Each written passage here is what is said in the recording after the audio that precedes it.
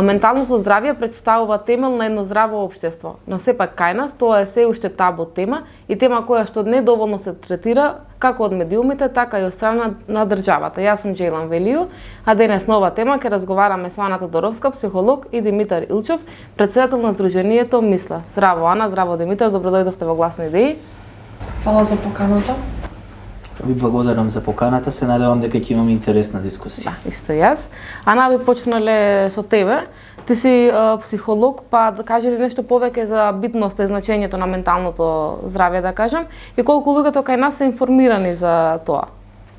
Па прво би рекла дека менталното здравје кај нас во последно време можеби некако е тема која што е актуелна. И нели се нагласува на грижата за себе, можеби пандемијата придонесе во тоа малку повеќе да размислуваме на оваа тема.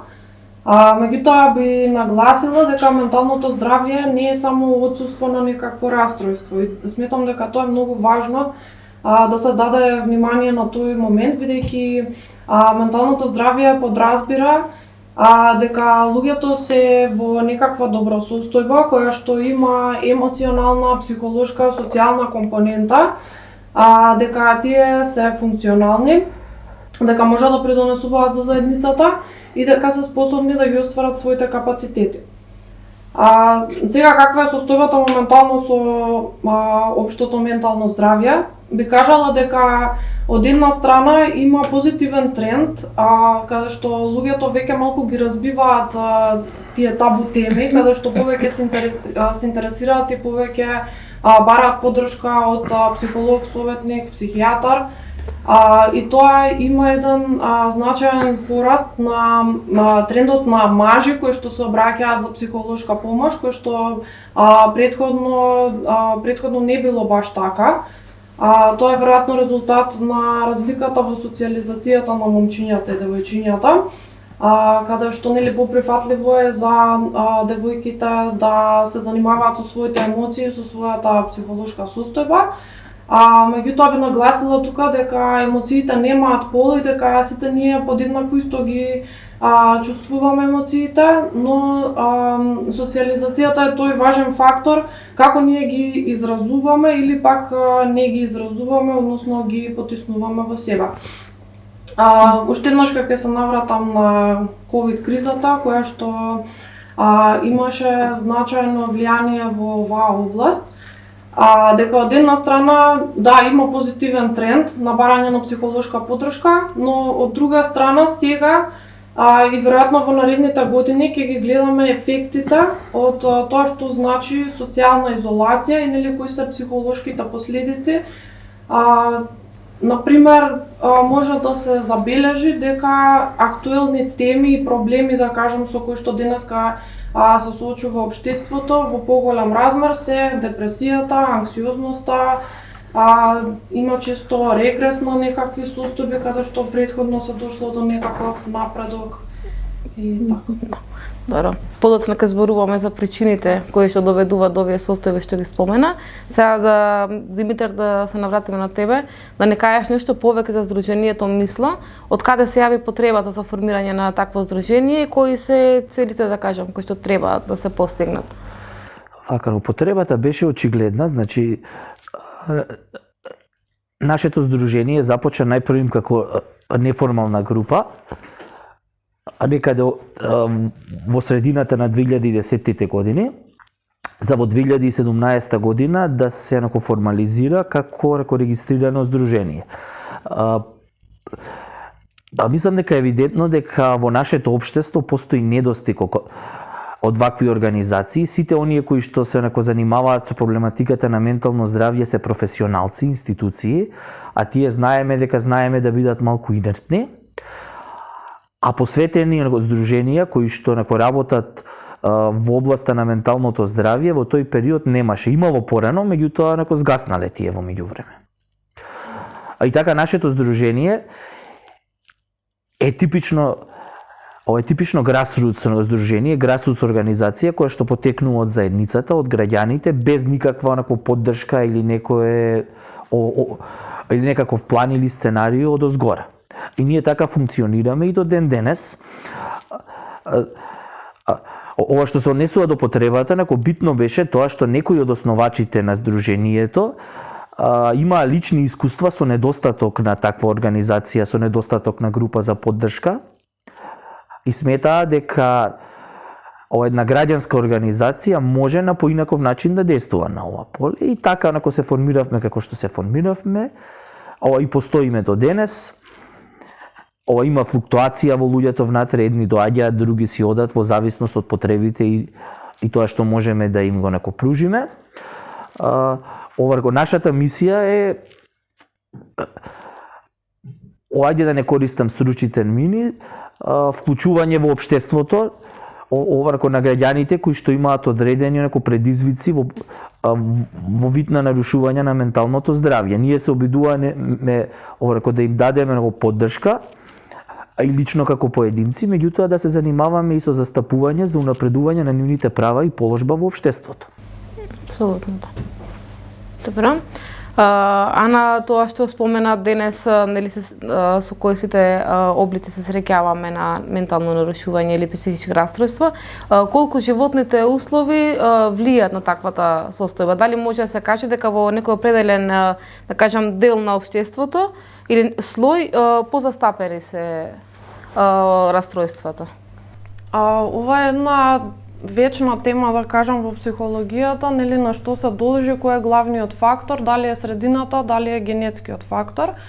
Меѓутоа, веќе во поново време се побива оној концепт на хемиски дисбаланс, односно до сега психологијата, психијатријата се занимаваа со тој пристап дека постои хемиски дисбаланс кој што треба, нели, да се санира, односно тоа е многу индивидуалистички пристап, каде што личноста се одвојува од својата околина. На некој начин наративот е ти имаш проблем, ајде да го решиме, и најчесто тоа се прави со лекови, кои што се дизајнирани на некој начин да донесат рамнотежа во нивото на невротрансмитери. Меѓутоа, веќе во последните години се покажува дека не е баш така едноставно, дека постои магично апче со кој што се средуваат тие видови на предизвици, и дека околината е подеднакво важна колку што е генетската предиспозиција. Сега тука секогаш постојат три фактори, значи тоа е генетскиот потенцијал кој што го носиме во нас, средината и на крај уште еден важен фактор е само активноста на човекот. Сега тука клучна е средината за активирање на тој генетски потенцијал. Значи, ние можеме нешто да носиме, не знам, например, да носиме потенцијал за шизофренија, меѓутоа тоа не мора да значи дека ние ќе развиеме таа шизофренија. Потребни се покрај гените, потребни се и некакви средински услови кои што ќе представуваат тригер за да се развие тоа ментално расстройство. Исто така, сега повеќе се врти трендот кон еден биопсихосоцијален модел кој што почнува да ја вклучува средината како фактор. Можам да кажам дека не постои популација во општеството која што нема никакво ментално расстройство или дека не се соочува со никаков предизвик. Постои. Меѓутоа, дефинитивно, одредени типови на расстройства се јавуваат кај одредени типови на слоеви во општеството. И со сигурност можам да кажам, иако немам во моментот некои статистички податоци, дека тоа најмногу се јавува кај, најдолните слоеви на општеството се осудени на некој начин да се справуваат со такви предизвици, дека е можеби загарантирана појавата на некаков вид на расстройство. Сега, кои услови влијаат врз менталното здравје? Еден тон услови.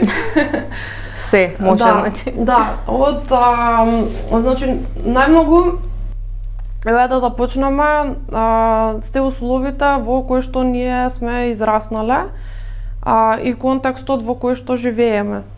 Значи тука ја опфаќаме целата животна средина, сите социоекономски услови, го опфаќаме и односот на родителите. Тоа значи дека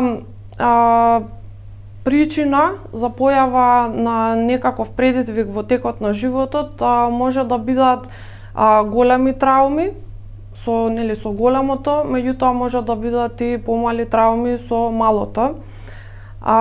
Под оние трауми со големото се сметаат некои животни случувања како војни на пример, меѓутоа некогаш ги занемаруваме и помалите животни случувања кои што може да остават впечаток во нашиот живот и да влијаат врз нашата понатамошна состојба. Исто така, многу е важен и квалитетот на контактот со родителите во нистекот на детството. Знаеме дека во посиромашни средини и во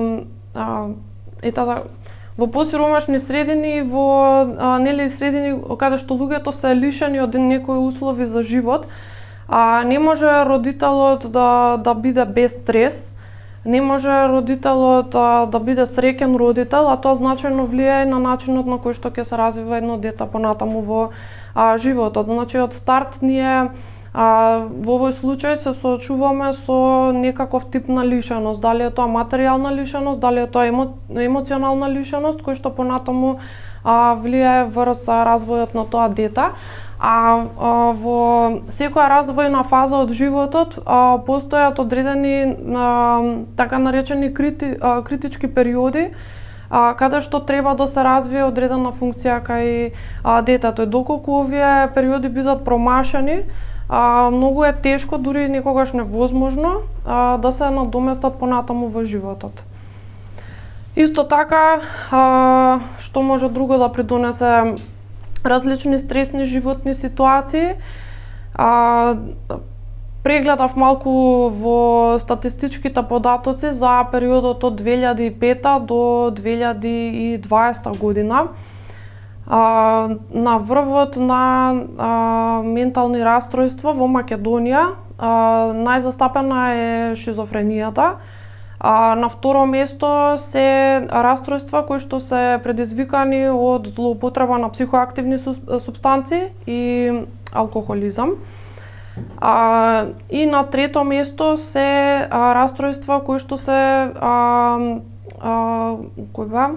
невротски растројства кои што се поврзани со стрес и психосоматските заболувања. И сега јас кај сите овие три типа би ставила нагласок дека се поврзани со многу средински фактори.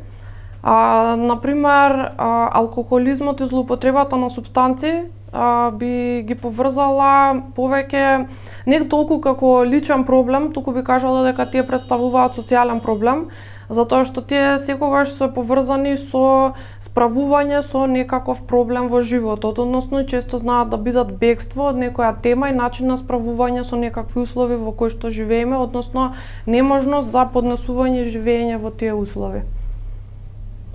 Да, ти благодарам, Ана.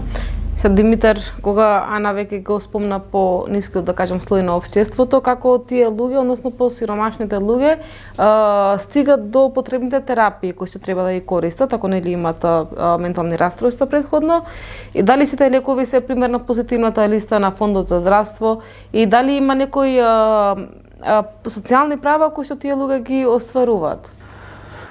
Вака, што се однесува до терапијата, најпрво ќе напоменам дека како што и Ана кажа, не е целата терапија на менталните растројства во терапијата со медикаменти, туку тука значаен аспект е ова кој психотерапијата, а таа воопшто не е покриена од Фондот за здравство, значи пациентите си ја плаќаат приватно и таа е доста скапа. Во зависност од квалитетот и угледот на психотерапевтот, една сесија чини од 1000 до 3000 денари. А во текот на месецот, за да има добар ефект, се потребни повеќе сесии, да речеме од 3 до 10, така некако. И секој може да направи математика и да види дека дури за едно просечно семејство тоа е големо оптеретување. А камоли за луѓето кои што имаат онако потешки нарушувања на менталното здравје, кои што по правило се сиромашни. Зошто се сиромашни? Затоа што се дискриминирани на пазарот на труд, не можат онако да најдат работа, но често пати се и работно неспособни, но лошо се третирани од семејството, често пати се сврлени на улица. И сето тоа е дел од оној онако маѓепсан круг, значи социјална исклученост, но сиромаштија и ментални болести. Едното но многу лесно доведува до другите две. Затоа што некој доколку живее во економска неизвестност и во тешкоти и целиот свој живот, тој дури и да бил сосема здрав, ако тоа трае онако долго време, долги години, тој го речи си е сигурно дека нема да може да го издржи тој целиот тој притисок и сите тие неправди. Значи тоа е во врска со ова, што се однесува до терапијата за медикаменти. На позитивна листа обично се постари и понеквалитетни лекови, додека оние кои што се од врвна технологија, тие исто така самите пациенти си ги купуваат приватно, а тие како што можете да претпоставите исто така се доста скапи, така што за лица кои што се болни од шизофренија или од борделен на пример, а една таква терапија чини околу 10.000 денари месечно, што е многу за поединец. Апсолутно, дури ја надминува сумата на правото од социјална заштита. Така, на социјална заштита ја надминува сумата. И голем дел од тие луѓе не се во можност да си дозволат таа терапија, бидејќи немаат пари да ја платат. И секоја болест, ако не се лекува, таа со тек на време се влошува. Апсолутно. И тука се јавуваат и дополнителни проблеми. Ова што се однесува до терапијата, сега има некои можности на некои клиники, кај тие пациенти кои што се таму хоспитализирани, да им ја даваат и таа терапија која што по правило би требало да ја купуваат. Меѓутоа тука се јавува друг проблем, нели, во поглед на тоа што тие луѓе ако се постојано во болница, тие се исклучени од општеството. Апсолутно, да. Така што ситуацијата овде е многу комплицирана и сметам дека овој здравствен систем кој што ние го имаме не е воопшто соодветен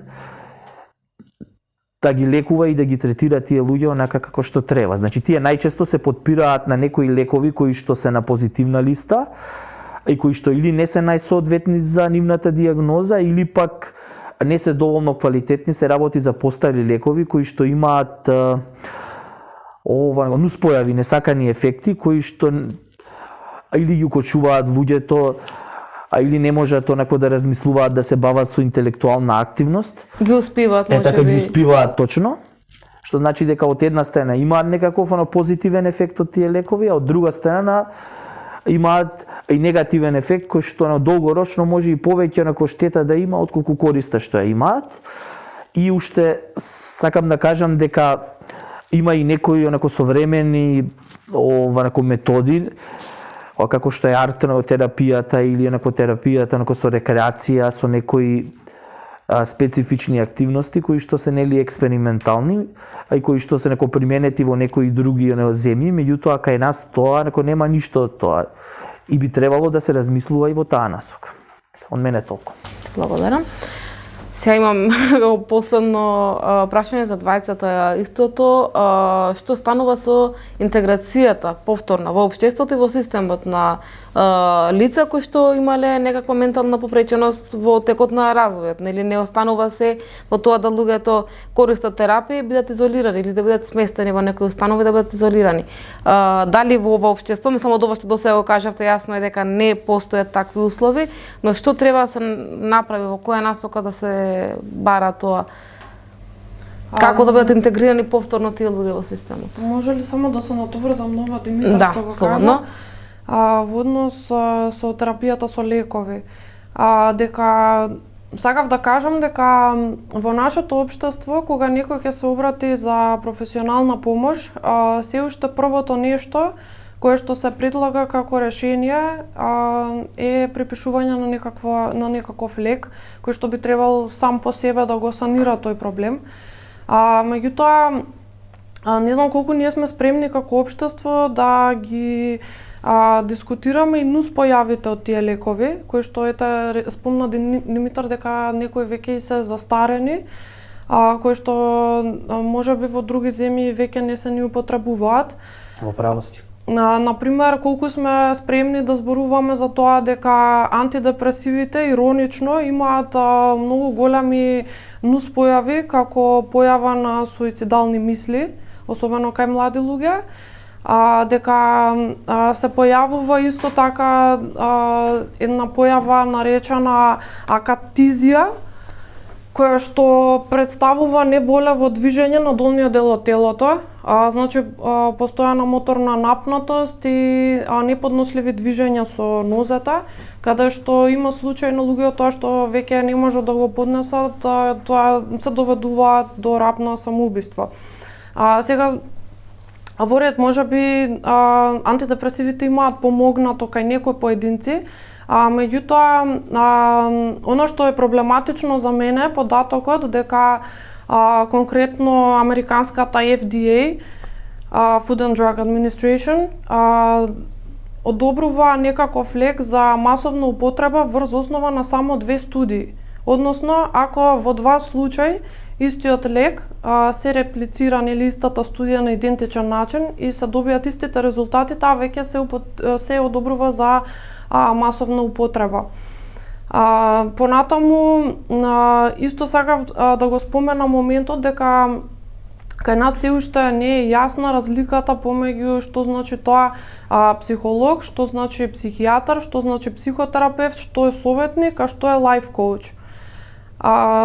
И дека луѓето не мора да чекаат да се доведат до некаква критична состојба каде што веќе не можат самите да се справат, за да се обратат за некаков тип на помош, туку дека може едноставно да разговараат со некое стручно лице, доколку имаат некаков и поедноставен животен предизвик, односно да не чекаме да дојде до некаква неподнослива или непоправлива состојба за да побараме помош. Бидејќи се уште до некаде влијае она, нели, ако некој признае дека посетува психолог, психотерапевт, дека нешто не е во ред со него, или дека е луд, или дека не е здрав, меѓутоа сите имаме ние животни предизвици и зошто да не се погрижиме самите за себе. Сакам да кажам дека постојаат многу чекори пред нели да се дојде до употреба на некакви лекарства, дека тоа не сметам според мене дека тоа треба да биде првиот чекор и првиот избор, затоа што многу состојби можат да бидат подобрени само со разговор. Нели онаму каде што е тоа соодветно, така. Добро. За реинтеграцијата. Ова исто прашање за реинтеграција. Значи вака реинтеграција е многу битна. Мора да се има предвид дека кога се работи за менталните болести, социјалната исклученост не е само ова некоја диагноза, туку тоа е често пати некоја причина која што доведува до ментални болести и која што кај оние кои што веќе имаат значително ја влошува состојбата. Кај нас имам видено, имам слушнато за случаи кога родителите своите деца кои што имаат некаква диагноза не им дозволуваат да излезат од дома, ги чуваат како во карантин, во изолација со години цел живот. Или пак имаме обратна ситуација каде што не ни сакаат семејството, едноставно го исфрла, го исклучува членот, кој што е болен и настојува што е можно подолго тој да биде хоспитализиран. Едноставно одбиваат да го вратат дома. Значи со години некој, тоа порано била почест случај, сега повеќе не, меѓутоа имаат кажувано професионалците дека таквите, ајде да речеме, пристапи во минатото биле доста чести. Значи уште од најмала возраст во текот на целиот свој живот, тие луѓе да се отргнати од општеството и да се испатилизирани со години, дури во ситуации кога докторите, кога психијатрите сметаат дека тоа не било потребно. Секако мора да се работи во спротивна насока, мора да им се даде шанса на тие луѓе и да живеат нормален живот, да се мешаат со оние луѓе кои што, ајде условно речено ќе кажам дека се нормални, во недостиг на подобар термин. Социјалната интеграција има два аспекти. Од еден аспект, значи, имаме ресоциализација и рехабилитација, која што се однесува на она што треба да се интервенира, да се промени кај лицето кое што е исклучено од општеството, меѓутоа има и друг аспект на социјална интеграција, него средината да му даде шанса, него да го прими како еден од своите и да му даде еднакви шанси, еднакви права и еднакви можности како и на сите други. А тоа кај нас реално се уште го немаме, не сме дојдени во таа состојба. Ова, например, да почнеме од законските права. Тоа ме праша нако пред малку кои се социјалните права кои што ги имаат граѓаните со нарушено ментално здравје. Значи, според македонските закони, менталните болести не се третираат како хендикеп сами по себе. Онако тие се третираат така со меѓународната повелба на Обединетите нации за правата на лицата со попреченост. Меѓутоа во нашето законодавство не е така и се уште постои една сива зона каде што, еве да речеме, за некое лице да добие за да добие туѓа нега, например, мора да оди кај комисија, каде што релативно арбитрарно одлучуваат дали тоа е способно да се грижи самото за себе или не е способно. Не може само според дијагнозата да оствари неко право на туѓа нега. Ова слична е ситуацијата и кај работодавците кои што сакаат онако да вработат одредено лице од таа група. Дали тие ќе добијат некакви субвенции или олеснувања, тоа зависи од агенцијата за вработување како ќе одлучи. А јас имам разговарано со тие луѓе таму, дури ни самите вработени таму не се сигурни како да постапат во некој случај. Затоа што едноставно ситуацијата не е правно дефинирана, бидејќи луѓето со дијагнози што се онако потешки, што се онако сериозни, дури и животозагржувачки, а немаат право на лица со хендикеп. А што се однесува на нашето онако здружение, значи, речи си сите онако членови се луѓе со нарушено ментално здравје, се обидуваме да ги примиме, да ги прифатиме како своји, да им помогнеме колку можеме, пак ќе кажем, нашите можности се ограничени, ние не можеме се. И на одреден начин да интервенираме и да се обидеме онако да придонесеме кон нивното вклучување во општеството. Дали на ниво на семејството, бидејќи семејството е многу важна онако алатка и многу важна карика во целиот оној процес на ресоциализација. А тој кај нас, кај многу луѓе, онако тука семејството потврла уште во нивното детство. И потоа онако понатака сите тие се, ќе употребаме ова една метафора како едно дрво кое што е криво засадено и после ти се обидуваш да го исправиш, ама тоа кога ќе порасне големо не се витка така лесно. Апсолутно. И дали воопшто се витка? Да. За интеграцијата во општеството. Кога ќе поставиме вака прашањето, мене малку ми е проблематичен моментот, нели, бидејќи кога збориме интеграција во некаква средина, веќе оваа средина можеме да се согласиме, мислам дека самата по себе може да биде ретравматизирачка и одново, нели, да представува тригер за тие лица повторно да се вратат во некаква состојба претходна. Дека според мене средината сама по себе не е здрава и дека е многу всушност дека тоа е многу нормален одговор на нездрава средина. Затоа тука гледам не само дека е потребна реинтеграција на овие лица во општеството, меѓутоа дека и општеството треба да се прилагодува и да го менува својот однос кон лицата кои што се соочуваат со некакви предизвици. Сега, знаеме, мислам, познато е дека овие лица имаат потесни социјални кругови, можеби немаат никакви социјални кругови, дека немаат, речиси, никакви мрежи и системи на поддршка, дека многу често се отфрлени од сите социјални групи и на тој начин многу е потешко да се оствари било каква реинтеграција назад во општеството кога тоа веќе од старт ги отфрла.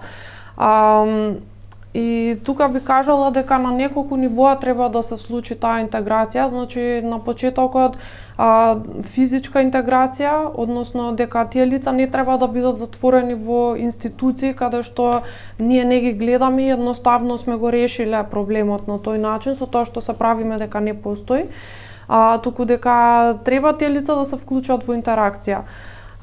Тука интеракцијата всушност представува другата димензија, дека тоа е социјална интеграција на овие лица, каде што учествуваат во активности со останатите членови на општеството и исто така психолошка интеграција каде што тие се чувствуваат дека припаѓаат на општеството, дека тие се дел од ова општество. Затоа што на таа поделба на нормално и ненормално е многу вештачки направена, затоа што се е дел од човечкото искуство. Сите сме на различна позиција, на еден спектар, нели, на кој што едниот крај е нормално, на другиот е ненормално, како што го нарекуваме. И се движиме низ животот низ тој спектар. Сите во себе носиме некаков потенцијал, и никогаш не знаеме што од средината може нас да ни стане во текот на животот тригер за појава на некаква патологија, но тоа не значи дека сме осудени или дека тоа представува некаков печат, нели, животна пресуда. Сепак е можен живот во заедница. Исто така, сега кој чекори би ги предложила практично, нели, за да може да се случи вистинска интеграција на лицата во општеството, дека треба повеќе да се занимаваме со отварање на дневни центри, каде што ќе може да се поврзуваат лица кои што имаат некакво слично искуство, каде што тие ќе може да ја споделат својата приказна, каде што ќе имаат едноставно своја заедница и свој систем на поддршка, каде што ќе може овие центри, нели, да бидат достапни за сите членови на општеството кои што едноставно сакаат да дојдат, да се запознаат и да со некаква состојба и со искуството на таа состојба. Понатаму сметам дека треба да се воведи некаков систем на субвенција, она што го спомнавте, на овие психотераписки услуги. Меѓутоа, исто така, сметам дека тука и самите психолози и терапевти имаат одговорност, дека и самите тие треба да представуваат некаков активен двигател на промени во општеството, дека самите тие треба да преземат иницијативи за вклучување на овие лица и за нудење на поддршка, не само да седиме и да чекаме државата нешто да направи. Понатаму, исто така, како идеја би спомнала дека може да се воведе и како што пред неколку години тренд беше она paid forward иницијативата, дека тоа може да се случи исто така и со овој вид на услуги. Лицата кои што имаат одредени средства и кои што би сакале да ги инвестираат во третман на лица кои што едноставно немаат средства тоа да го покријат. Исто така би кажала дека добра идеја би биле некакви заштитни домови на лица кои што се во некаква криза или во ризик, да останат без основни услови за живот. Сега што се однесува до овие центри за за социјална и професионална реинтеграција, тие се центри кои што не се толку фокусирани на терапија како дневните центри, туку повеќе се фокусирани на ресоциализација. И нив ги има, јас сум модел, ги има во многу европски држави, и во западна и во источна Европа. И во нив има разни видови на терапија, меѓу другото има и окупационна терапија, односно работно оспособување на пациентите. За тие да се научат на работни вештини, да стекнат работни навики, за да можат еден ден економски да бидат самостојни, да не бидат на терет на државата од социјална помош која што и онака не им е доволна, или пак да не бидат на терет на членовите на семејството за овие да ги гледаат од озгора со потценување. ова потребни се во Македонија и окупациони терапевти кои што ги нема училиште кај нас. Ова тие кои што се кај нас се како се вика, немаат формално образование, туку се онако приучени и се во многу мал број, дали ги има 5 или 10 и секако се ни приближно не се доволни онако за потребите. Значи, ова целта на вклучувањето во општеството е одредена група да ги има истите права, истите обврски како и она што општеството го смета за норма, нели го зборуваме сите за нешто што е нормално, тоа е ова социолошки термин кој што значи определена норма ти поставуваш во општеството и некој или потпаѓа под таа норма или не потпаѓа. А тоа е онакво арбитрарно, нема сива зона, или да или не, или си добар или си лош. Сега ние треба малку поинаку да ги поставиме работите, исто што ова кај нас онако недостига е онако закон за социјални претпријатија. Значи многу од луѓето кои што онако работат во приватен сектор не се способни да ги задржат онако работните места или пак се соочуваат со притисок, или па воопшто немаат онако можности да се вработат. Еве пак ќе се навратам на нашето здружение.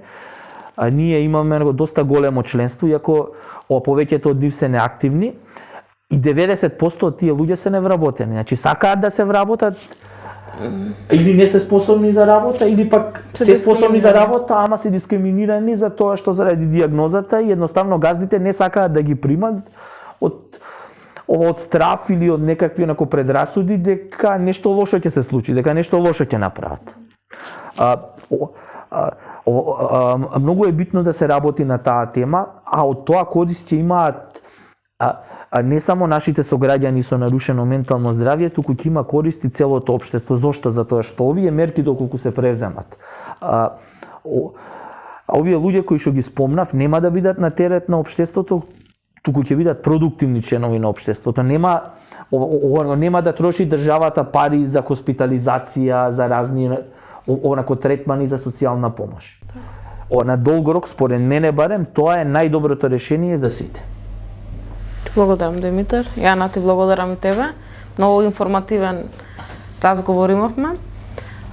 Почитувани гледачи, за повеќе емисии следете на YouTube каналот Глас на идеи.